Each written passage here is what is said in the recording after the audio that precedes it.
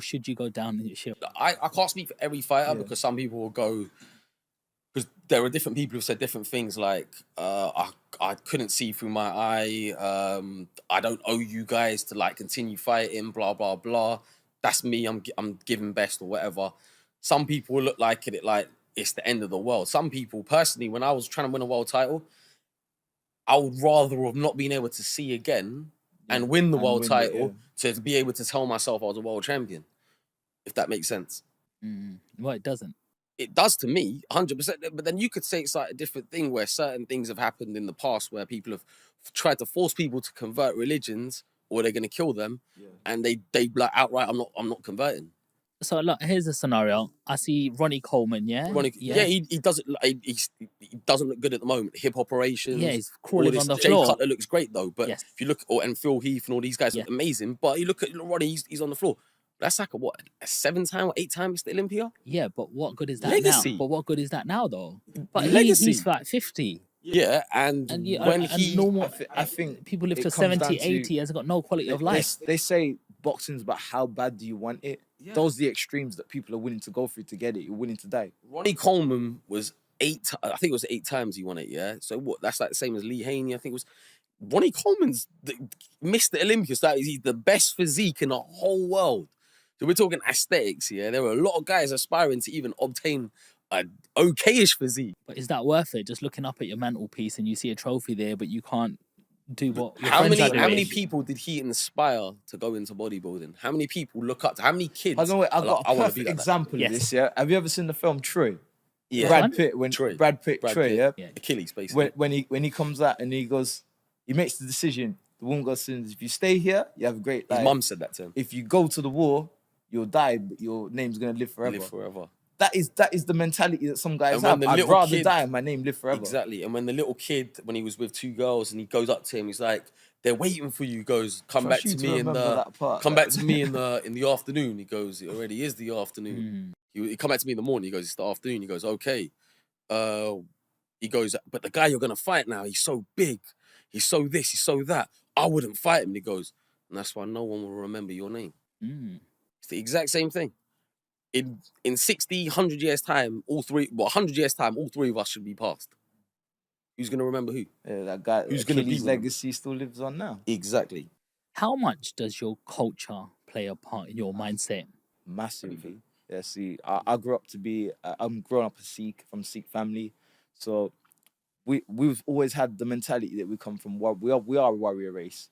So to go in and fight, like, I'm representing a whole race of warriors. I've got to go out and perform. I've got to show that we have a fighting spirit of a warrior.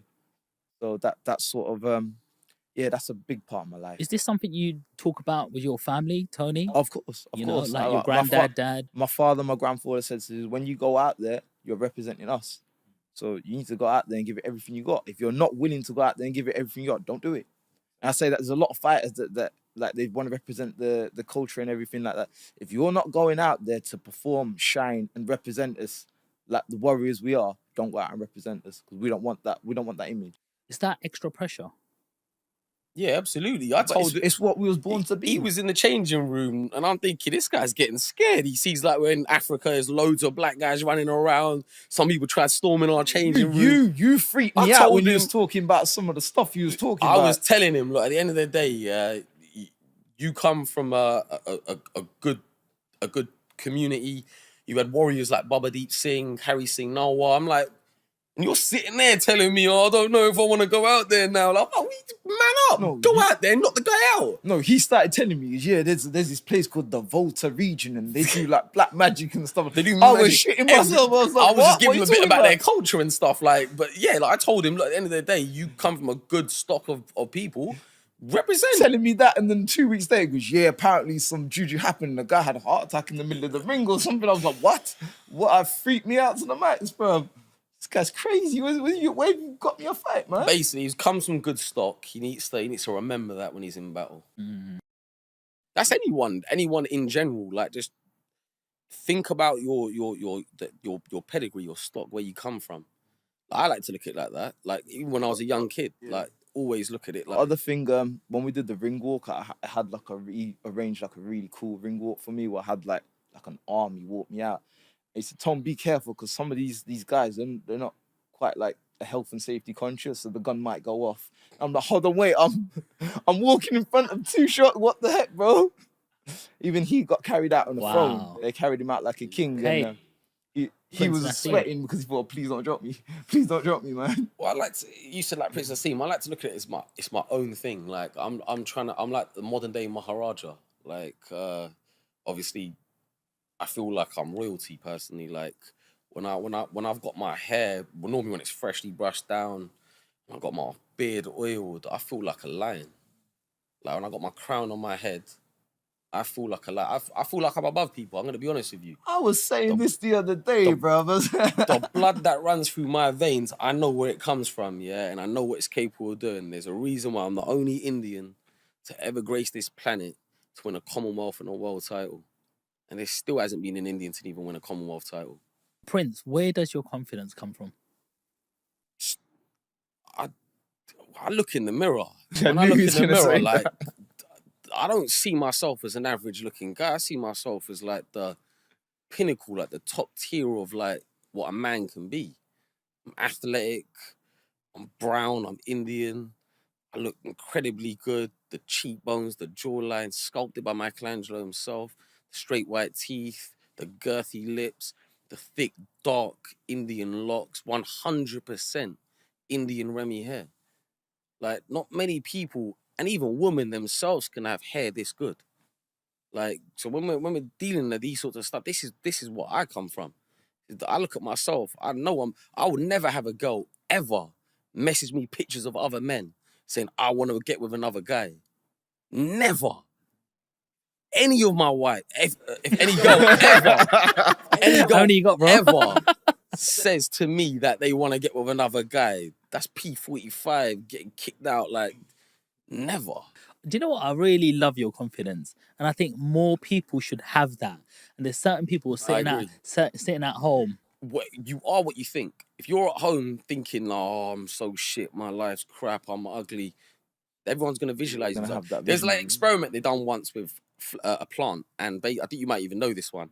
There was one plant where every time they would water it, they'll say, you're the best plant in the world, you're this, you're that. The other one, they were like, oh, you're so shit, you're so ugly, you're so this. The one that was given the positive, like, energy grew better than the other one. Both had the same water, same soil, same light. The only thing was energy. So I've still got people, all the haters out there, the can't dick hangers who just love him and idolize him as if he's like a god to them, who love him, even though they shouldn't be idolizing a man. They're all like negative to me, but I'm so destined for success that it doesn't even matter. You could say all the negative stuff. You could do all the juju, the black magic. It don't even matter because it's destined. Prince, I've seen some good-looking guys out there, and then you see me, and you're like, damn.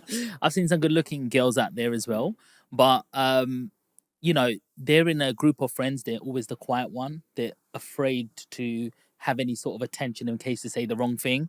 I've seen people in the boardroom who never get that promotion because they're not going, oh, I can do this, because they just don't have that confidence. And they're content with their normal wage when they can get to the next level. I get that, yeah, I've seen that. They're not content, but they're looking in the mirror and they don't see what you're seeing. Yeah. Do you know what I mean? One person could say you're ugly. Another person could say you're the best. No. But a next person. Nobody ever said no, straight heterosexual girl calling me ugly. Listen, and there's some woman could say they could be EDL, they could be BMP, reform, whatever. Yeah, okay. They see me, they'll be like, I want that Indian tonight. I fancy that Indian tonight.